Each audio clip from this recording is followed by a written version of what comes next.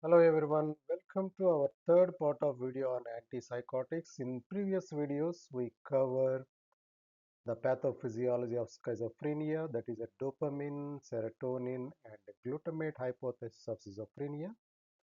In the second video, I covered the classification of typical antipsychotics, atypical antipsychotics, and also we discussed the effects of dopamine and serotonin other receptor blockade leads to what are the consequences, and also we discussed clinical uses in the previous videos. In this video I am going to discuss the very high-yield topic, that is the adverse effects of antipsychotics, and we wrap up the session. All right. So if you divide all these adverse effects into three major systems, for example, number one, autonomic nervous system adverse effects. Basically, when the antipsychotics, they block muscarinic cholinergic receptors. What happens? So think about when you activate parasympathetic cholinergic, it opens all your faucets, right? So that means you get the defecation, urination, salivation, secretions, and constriction of pupil, right? So when you block these antipsychotics, they blocks the muscarinic receptors, and it is an anti-dumbbell effect, right? So that means in the eyes you got the dilatation, mydriasis, blurred vision, and dryness of mouth, and decreases the motility, intestinal peristalsis, constipation, and also the no urination, urinary retention. So these are the anticholinergic atropine-like adverse effects, right? So loss of accommodation because dilatation of pupil, paralysis of ciliary muscle, dryness of mouth, that is because of a decreased salivary secretion, difficulty urinating because the anticholinergic causes the contraction of sphincter, relaxation of detrusor muscle. Constipation decreases the peristalsis and contraction of anal sphincter, constipation. Orthostatic hypotension, that is mediated by sympathetic alpha 1 adrenergic blockade, right? So alpha 1, what type of G protein coupled receptors? That is the GQ. When you block alpha 1, we know that alpha 1 present in the blood vessels, the vascular smooth muscles of the blood vessels.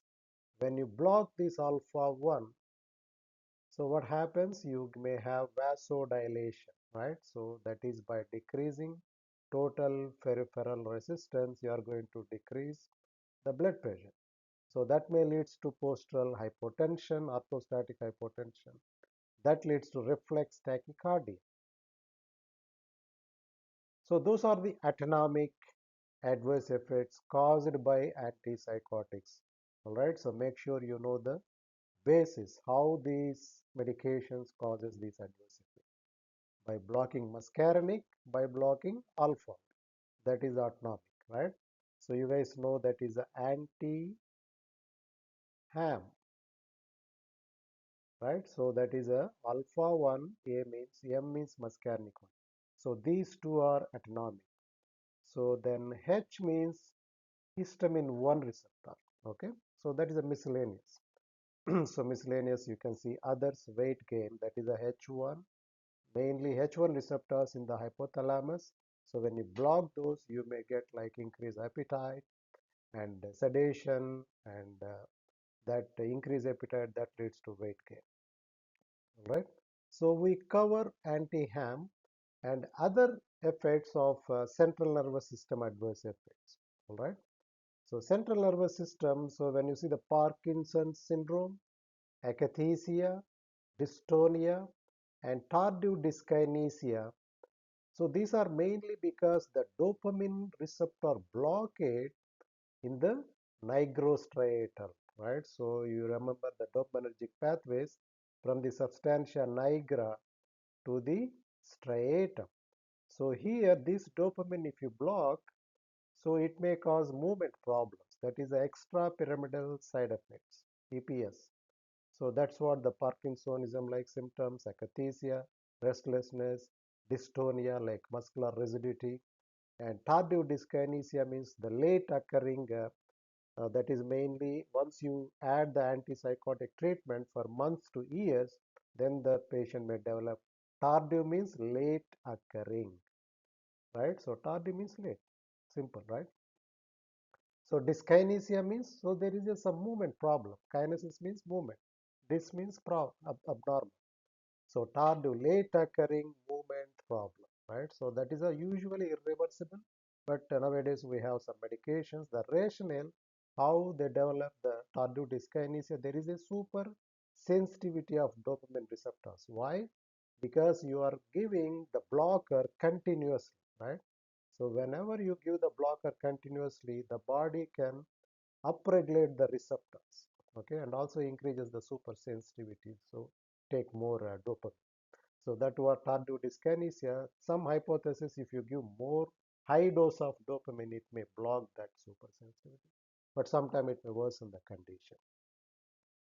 So let's, and also the muscarinic blockade can be used to treat these Parkinsonism symptoms. And endocrine symptoms. So endocrine symptoms mainly, that is, if you remember our tuberoinfundibular pathway, that is from the hypothalamus to the anterior pituitary, right? So anterior pituitary, so from hypothalamus, so this is the hypothalamus, anterior pituitary, tuberoinfundibular pathway, the dopaminergic projections. If you block these antipsychotics, they block these dopamine receptors, tuberoinfundibular pathway. We know that dopamine is the inhibitory effect on the prolactin secretion.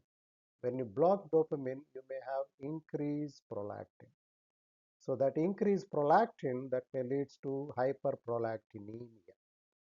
All right. So blocking dopamine receptors in the tuberoinfundibular pathway, that prevents the inhibitory effect of dopamine on prolactin secretion. That leads to increased prolactin. So that is hyperprolactinemia. So that may cause, we know that hyperprolactinemia, that may decrease FSH and LH, that may decrease ovulation, that causes amenorrhea and galactorrhea, infertility, impotence, and in men that may cause gynecomastia and decrease libido, impotence. All right, so that is the tuberoinfundibular pathway endocrine adverse effects of the antipsychotic medications, and miscellaneous like weight gain. This is mainly due to H1 blockade and 5-hydroxytryptamine blockade that leads to weight gain. All right, in this graph, in this table, it's just analyze each medication, which one have highest extrapyramidal side effects, which one has a least extrapyramidal side effects. So mainly the extrapyramidal side effects, sedation, anticholinergic by muscarinic blockade, and sedation mainly by H1 blockade, orthostatic hypotension mainly alpha 1 blockade, right? So here if you see phenothiazines like chlorpromazine highest sedation and more anticholinergic. Remember, if the drug has more anticholinergic property, they may have less EPS compared to, for example, if you see flufenazine, less anticholinergic, more extrapyramidal side effects. All right. For example, if you see here clozapine, highest anticholinergic property, very least extrapyramidal side effects, right? So that means anticholinergics are useful in the treatment of extrapyramidal side effects. Think about parkinsonism. In the parkinsonism, the dopamine and acetylcholine, you should have a balance for the proper motion, right? So coordination, the gait, stability, everything, the dopamine and acetylcholine should have in balance. What happens in the Parkinsonism? You have a decreased dopamine, increased acetylcholine. That is why anticholinergics, blocking acetylcholine in the brain, that may help to manage these movement disorders. All right, that's the one thing. Then, which one has the highest extrapyramidal side effects? The flufenazone and haloperidol. So you see the haloperidol and thyroidazine, trifluoperazine, the first generation antipsychotics highest EPS. Why? Because the first generation, they may block 100% of dopamine receptors. Whereas second generation atypical antipsychotics like clozapine, olanzapine, amylindone, risperidone, these drugs, they block maybe 50 to 60% of dopamine receptors. Okay, so that is why they have less EPS compared to first generation, right? And also atypical antipsychotics, they may block 50 to 60% of dopamine receptors and 30 to 40% serotonin receptors, right? So they may block 5-HT2 receptors. That is why they have less EPS, but they have more metabolic adverse effects. Like clozapine, it may cause a granulocytosis and weight gain, olanzapine, and risperidone mainly prolactinemia, and also the quetiapine cardiac arrhythmiasis, risperidone cardiac arrhythmiasis. So mainly metabolic adverse effects. Whereas first generation antipsychotics, mainly EPS and anticholinergic side effects and orthostatic hypotension. So make sure you understand this receptor mechanism. The first generation 100% blockade, more EPS. Second generation less dopamine blockade, more serotonin antagonism, less EPS, and also the presynaptic. For example, in the mesocortical area, in the schizophrenics, you have decreased dopamine. That is what you have negative symptoms. So when you give atypical antipsychotics, the presynaptic 5-HT2A and 5-HT2C, they block these presynaptic serotonin receptors. They increase dopamine release in the mesocortical area. That is what they are useful to manage negative symptoms.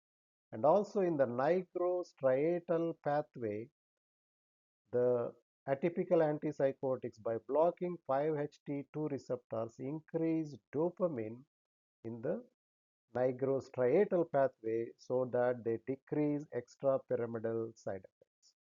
All right.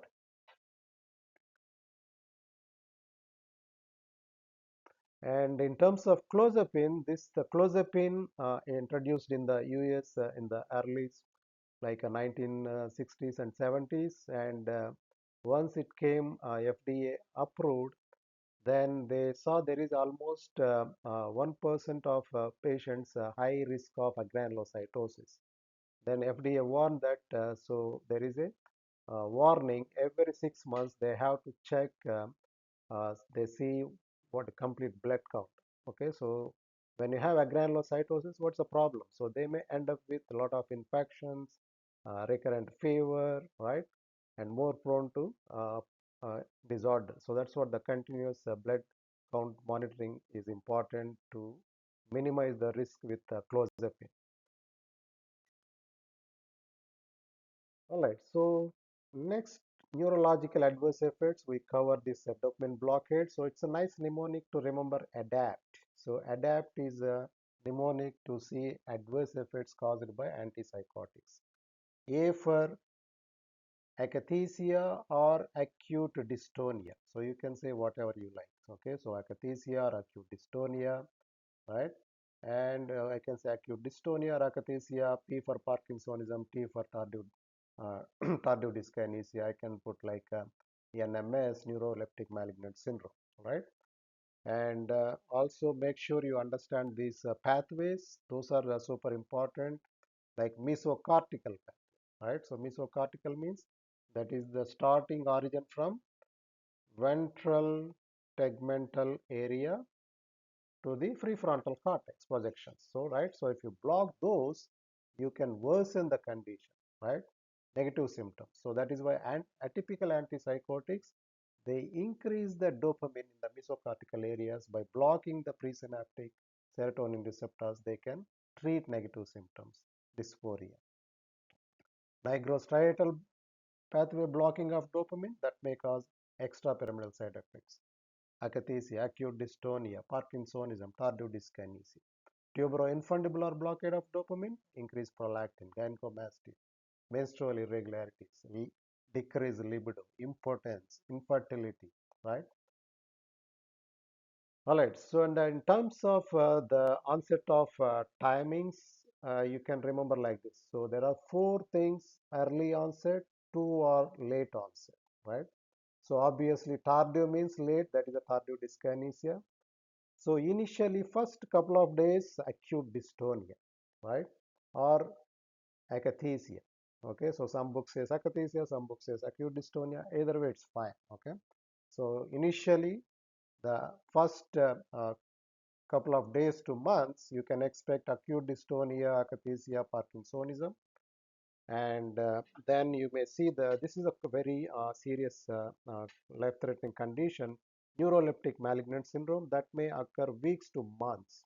Okay, and whereas perioral tremors and tardive dyskinesia, these are late occurring, months to years of treatment. Then you can see the perioral tremors and tardive dyskinesia. And here is the explanation. This is from the Goodman-Gilman. So you can see how the acute dystonia, what are signs and symptoms, and time, and what is the treatment, right? So we are going to discuss treatment in the next slide. Okay. All right. So here, first, acute dystonic reactions. So acute dystonic reactions, mainly these are the spasms of tongue, face, neck, and back.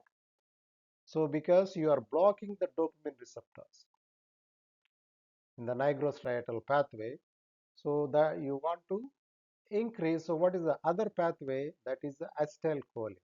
So when you block acetylcholine centrally by using benztropine diphenhydramine, these are centrally acting antimuscarinics.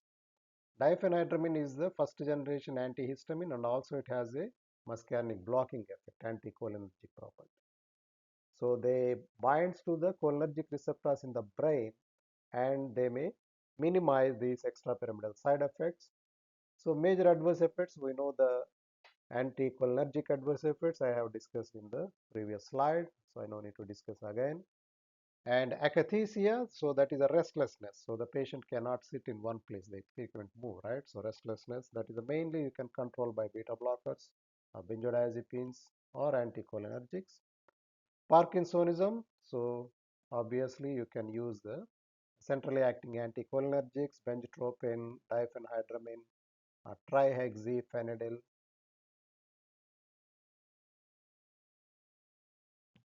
Neuroleptic malignant syndrome, so it is a nice mnemonic, malignant fever.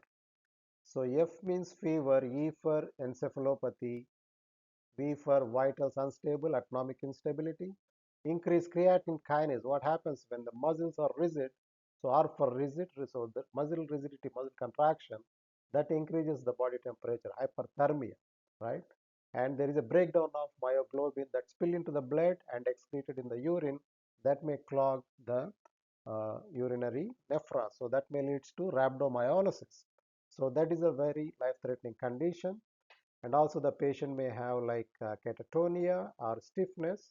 Catatonia means little the muscle the stiffness.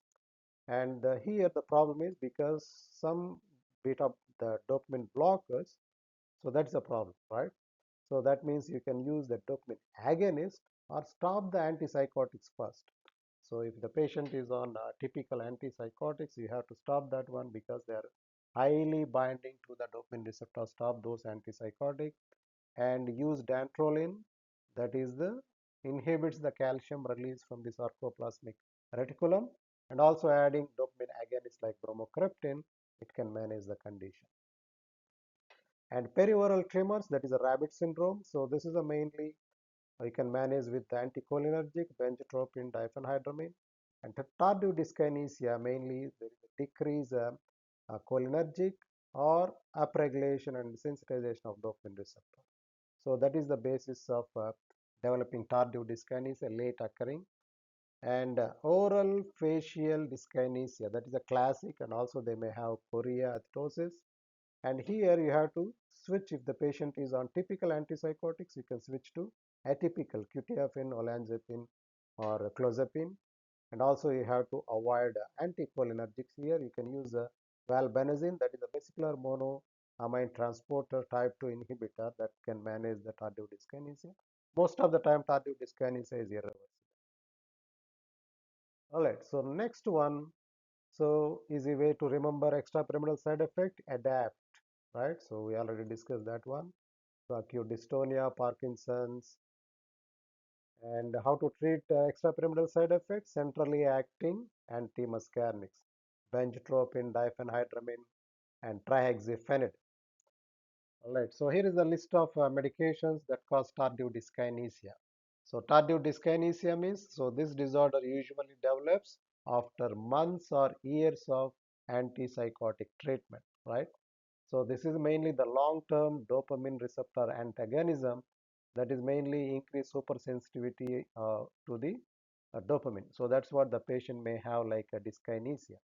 So there are many medications they may cause, especially all these medications is typical antipsychotics like haloperidol, fluphenazine, and palperidone, and risperidone, aripiprazole, clozapine, antiemetics, prochlorperazine, chlorpromazine, metoclopramide, and amoxapine. All these, they may cause long-term administration tardive dyskinesia.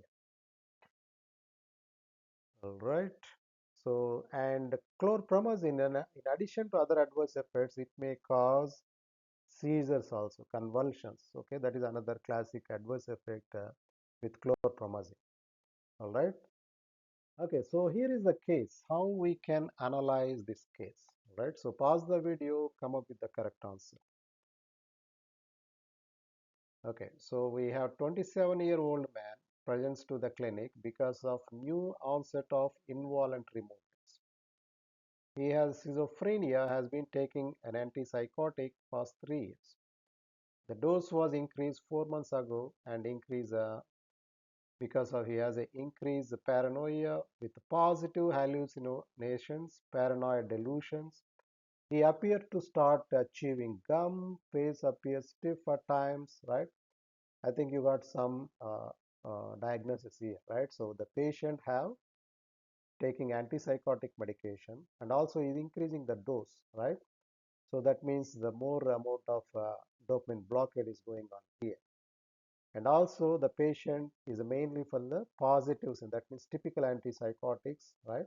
And also the patient, the symptoms, it looks like tardive dyskinesia, right? So a lot of dyskinetic movements is going on. And also the treatment is almost like years of treatment, late occurring, right? Or tardive.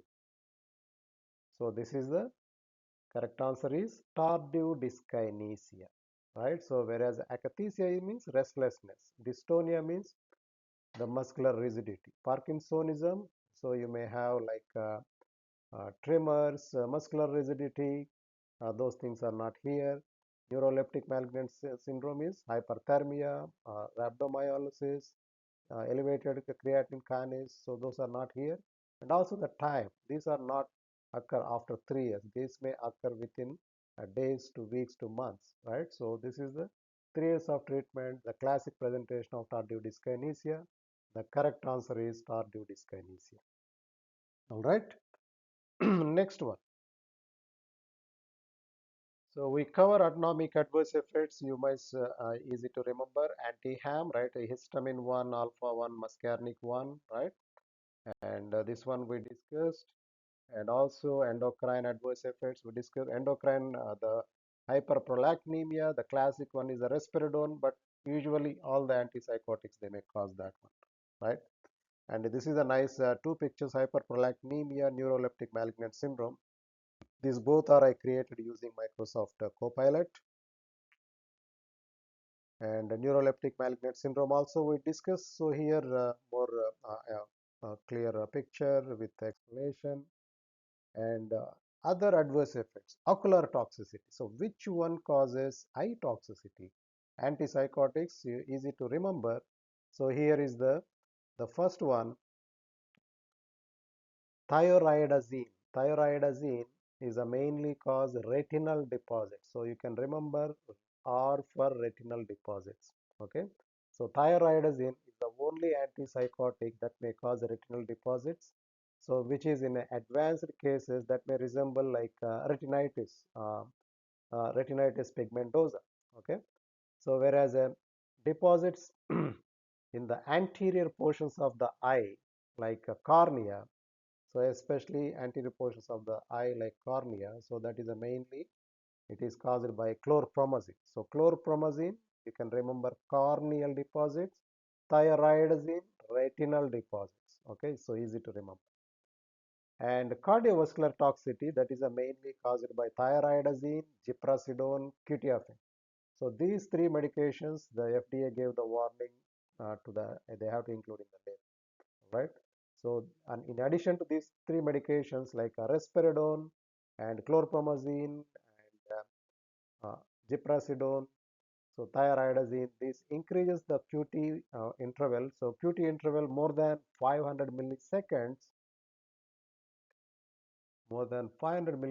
that is a serious problem. So they have to treat immediately. And if you don't treat QT prolongation, that may leads to what? That may leads to cardiac arrhythmiasis and torsade de pointes, life-threatening, right? So this is a nice picture. You can see torsade de pointes. And clozapine, classic adverse effects, agranulocytosis, right? So because here cardiovascular system, so we include the hematological agranulocytosis here, and hematologic, that is again clozapine, in addition to agranulocytosis, it may cause like seizures, myocarditis, and most of the atypical second generation antipsychotics, they may cause metabolic syndromes like hyperglycemia, insulin resistance, dyslipidemia, increase coronary artery disease, stroke, and hypertension. Okay. Atypical antipsychotics, you can think of a lot of metabolic adverse effects. Okay.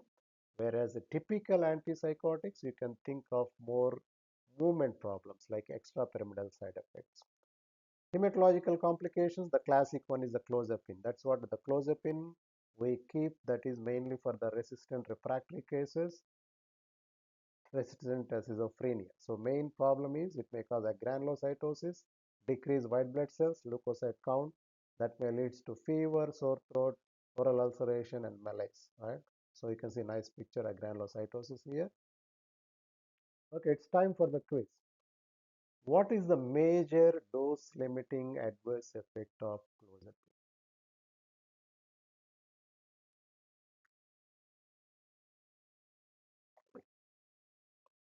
Right, you got the correct answer. Agranulocytosis. Whenever the patient is on clozapine, they need to monitor the complete blood count frequently. What is the potential life-threatening adverse effect of antipsychotics? You got this one, neuroleptic malignancy. How to treat NMS? So because this is caused by dopamine blocker, so you have to give dopamine agonist. Also, you have to stop the offending drug and give dantrolene that may blocks the calcium release from the sarcoplasmic reticulum that decreases the rigidity of muscle.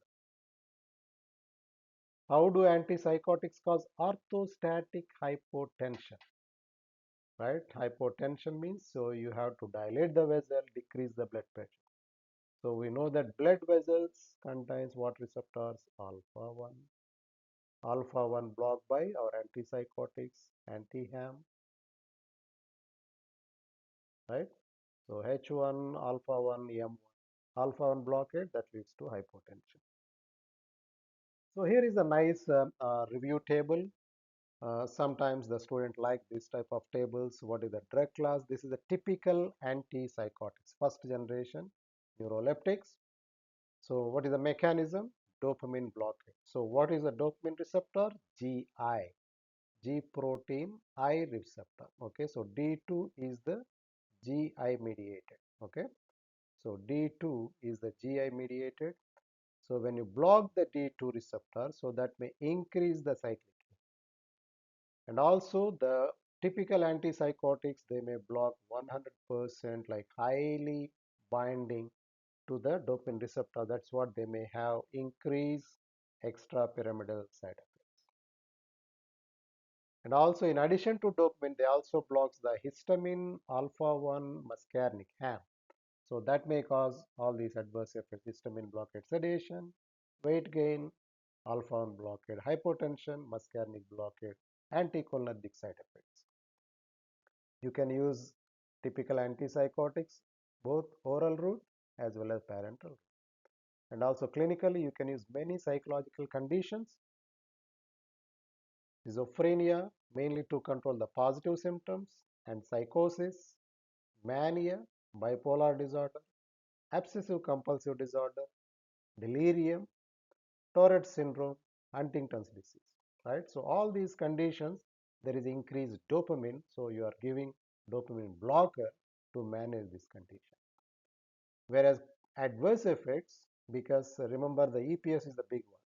So mnemonic adapt, A acute, D dystonia, A akathisia, P parkinsonism, and tardive dyskinesia is the late occurring. How to manage these conditions? By giving centrally acting anticholinergic benztropine, first generation antihistamine H1 blocker diphenhydramine. It also blocks the muscarinic receptors. And life-threatening condition neuroleptic malignant syndrome, that is mainly controlled by dantrolene and bromocriptine. Hyperprolactinemia, amenorrhea, galactorrhea, gynecomastia caused by increased prolactin, that is because of blockade of dopamine in tuberoinfundibular pathway. Antiemetic, chemoreceptor trigger zone contains dopamine receptors. When you block that by giving prochlorperazine, chlorpromazine, they block dopamine receptors and control the nausea and vomiting. And also they have the muscarinic blockade. They may cause dryness of mouth, constipation, alpha blockade, hypotension, histamine blockade, sedation, and weight gain. So this is a nice picture created by using Microsoft Copilot. And you can see the first generation and second generation comparison, nice receptor and examples, side effects, and shared features, both of them.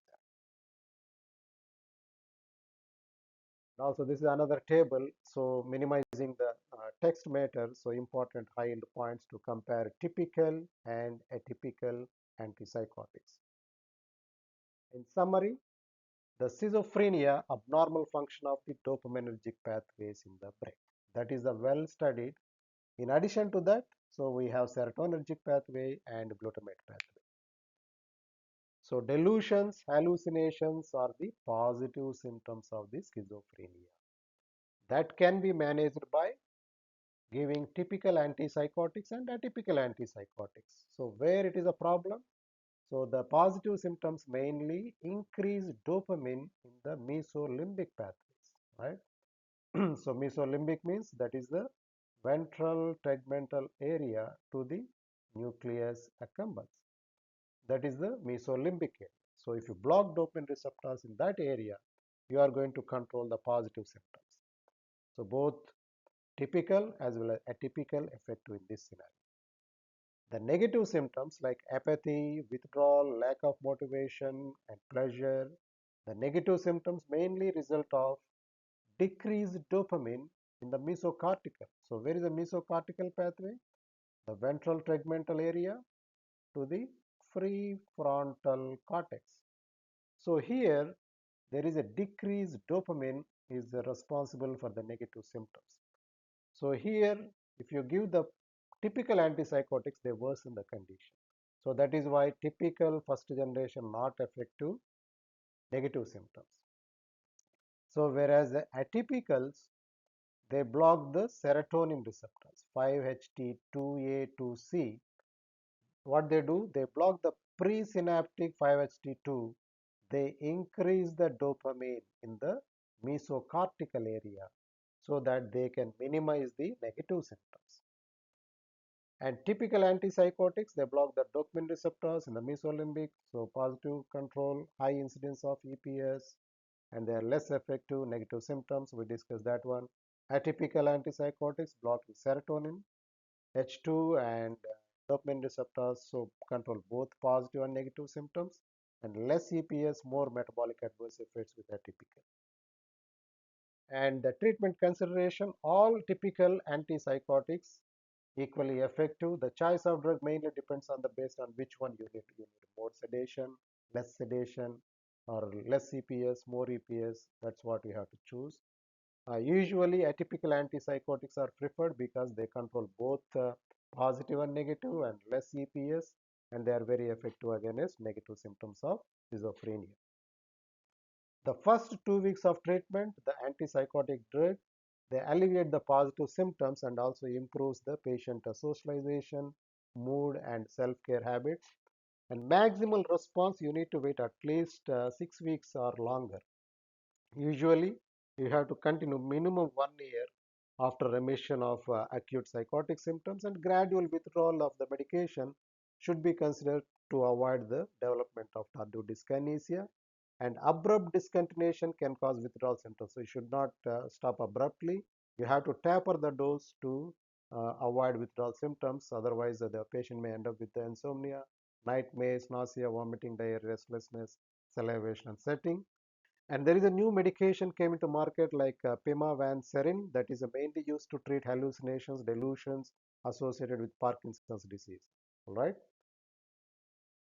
And acute extrapyramidal side effects like akathisia, all these motor problems like parkinsonism, dystonia, these are mainly managed with centrally acting anticholinergics like benztropine, diphenhydramine, and low potency antipsychotics, first generation chlorpromazine, thioridazine. They may have autonomic effects like sedation. High potency like flufenazine, haloperidol, they may have more EPS. Clozapine, granulocytosis, big one. And Tourette syndrome, Huntington's disease, treated with antipsychotics and tetrabenazine. And it's time to quiz. So here, can antipsychotics cure the illness such as schizophrenia? Answer is no. Antipsychotics only reduce the symptoms, manage the condition, improve the quality of life. What are some examples of phenothiazines? Chlorpromazine, thioridazine, flufenazine. What distinct side effects does thioridazine cause? Thioridazine is a retinopathy, cardiac arrhythmias, conduction block. What are the clinical uses of haloperidol? Psychotic states, Tourette syndrome, Huntington's, schizophrenia. Right? So pencyclidine overdose. What types of side effects, especially with the haloperidol? It's a typical antipsychotics. The main one is the extrapyramidal side effects. And here is the summary, right? So phenothiazines like chlorpromazine, thioridazine, low potency, they mainly blocks the dopamine, but also they blocks the muscarinic and alpha and H1. They use the schizophrenia, bipolar disorder, and antiemetic. Thyroidazine mainly retinopathy, chlorpromazine, remember the corneal and cardiac toxicity, high potency drugs like flufenazine and butorphanol, haloperidol. So they may block D2 receptors, especially haloperidol D2 receptor blockade that may cause severe extrapyramidal side effects. I have published several papers on the haloperidol. You guys can check in the PubMed. You can put haloperidol, Dr. Peminati. You can see a lot of medications. I gave this medication to the animals to see any other treatment options. I have tried multiple herbal products like Osimum sanctum and Emblica officinalis to see the effectiveness, and also I studied gallic acid or solic acid to see the effectiveness in the haloperidol induced catalepsy. There are some positive results. You guys can check in the literature. And so that's also haloperidol can be used in addition to schizophrenia, bipolar disorder, Huntington's chorea, Tourette syndrome. And whereas second generation atypical antipsychotics, aripiprazole, clozapine, olanzapine, quetiapine, risperidone, ziprasidone, they mainly block the serotonin in addition to dopamine receptors. We know that because they are blocking serotonin presynaptically increases the dopamine in the mesocortical area, nigrostriatal area. So that is why they are effective to control the negative symptoms and decrease the EPS. Okay. So make sure you understand that one. All right. So in addition to schizophrenia, they can be used in bipolar disorders, major depressive disorders, and also agitation associated in the Alzheimer's, Parkinson's, and in the preferred in the tardive dyskinesia, the quetiapine is clozapine is preferred in tardive dyskinesia. The major adverse effect with the clozapine is a granulocytosis, And also diabetes, weight gain, and hypertension. That is because of metabolic syndrome, like all the atypical antipsychotics, like clozapine, olanzapine, and cariprazine, and acinaprin. So in general, most of the atypical antipsychotics, they have metabolic syndrome, but these are high. These medications, they give more towards this one. That's what they are classified. You don't need to subclassify each one, so you can generally remember the metabolic adverse effects, diabetes. But agranulocytosis is the only clozapine. It is not for everyone. All right. Whereas a cardiac toxicity, so that is mainly ziprasidone and valperidone. I hope you guys learned something. See you in the next video, that is drugs for bipolar disorder. Thank you guys. See you next time.